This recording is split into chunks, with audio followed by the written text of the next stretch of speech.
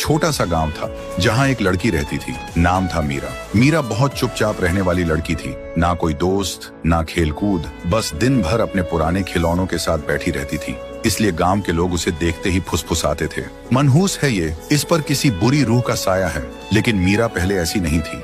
वह एक वक्त पर बहुत हंसी खुशी रहने वाली लड़की थी। उसके पापा गांव के सबसे प्यारे आदमी थे। हर शाम काम से लौटते वक्त वह मीरा के लिए खिलौने लेकर आते थे और फिर दोनों मिलकर देर तक खेला करते थे। लेकिन एक रात पापा काम से घर वापस नहीं आए। मीरा और माँ दरवाजे पर खड़े बस उनका रास्ता ताकते रहे। फिर सुबह पता चला उनकी लाश रास्ते के किनारे पड़ी थी। ना कोई चोट, ना एक्सीडेंट, बस उनकी आंखें खुली थी, जैसे मौत से पहले उन्होंने कुछ बुरा देख लिया।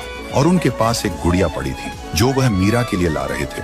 उस दिन के बाद से माँ दिन भर पड़ोस के गांव में सिलाई का काम करती थी और मीरा चुपचाप घर में अकेली रहने लगी, सिर्फ उसी गुड़िया के साथ जो उसके पापा आखिरी बार लाए थे। फिर एक दिन जब माँ घर पर नहीं थी, मीरा अपने कमरे की खिड़की के पास खड़ी बाहर देख रही थी। तभी उसे एक अजीब सी आवाज सुनाई दी, मीरा, खेलना है? सुनते ही मीरा जम सी गई। उसने धीरे से पीछे मुड़कर देखा और बोली, कौन है? तभी वह गुड़िया हिलने लगी और एक इंसान के रूप में बदल गई और बोली, मैं तेरा दोस्त हूँ गुड़िया। सुनते ही मीरा की आंखों में एक अजीब सी चमक आ गई और उस दिन के बाद से मीरा कभी अकेली नहीं रही।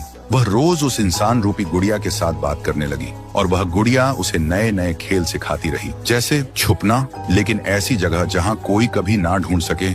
धीरे धीरे मीरा बिल्कुल बदल गई। फिर एक दिन जब माँ मीरा को खाना दे रही थी, तब उसने अपनी माँ से कहा, माँ, मेरे नए दोस्त को भी खाना दो ना। माँ सुनते ही हंस पड़ी। कौन सा दोस्त बेटा? लेकिन मीरा फिर कुछ नहीं बोली, सिर्फ कोने में रखी उस गुड़िया को देखती रही। उसी रात जब माँ सो रही थी, तभी उन्हें रसोई से एक अजीब सी आवाज आई, जैसे कोई छुरी से किसी चीज को काट रहा हो। सुनते ही माँ डर के मारे घबरा के उठी और रसोई की तरफ बढ़ी। लेकिन रसोई के अंदर आते ही उन्होंने जो देखा, उनका खून जम गया। मीरा फर्श पर बैठी थी और अपने ही हाथ को छुरी से काट रही थी और ठीक उसके सामने वह गुड़िया रखी थी जिसके मुंह पर मीरा का खून लगा हुआ था। ये देखते ही माँ जोर से चीख पड़ी, मीरा! लेकिन मीरा बिल्कुल शांत थी। फिर वह धीरे से मुस्कुराकर बोली, माँ, उसे भूख लगी थी। उस रात माँ इतना डर गई कि उन्होंने मीरा को सीने से लगाकर अपने पास ही सुला लिया। लेकिन जब सुबह हुई और माँ की आंख खुली तो उनके होश उड़ गए। मीरा उनके पास नहीं थी। बिस्तर पर मीरा की जगह वही गुड़िया पड़ी थी। ये देखते ही माँ का कलेजा फट गया और वह फूट फूट कर रोने लगी। और तभी उस कमरे में एक आवाज गूंजी, अब हम एक हो गए माँ। तो दोस्तों, क्या माँ अपनी बेटी को इस शैतानी गुड़िया से बचा पाएगी? और मीरा के पापा की मौत का आखिर असली राज क्या है? अगर जानना चाहते हो तो कमेंट करो।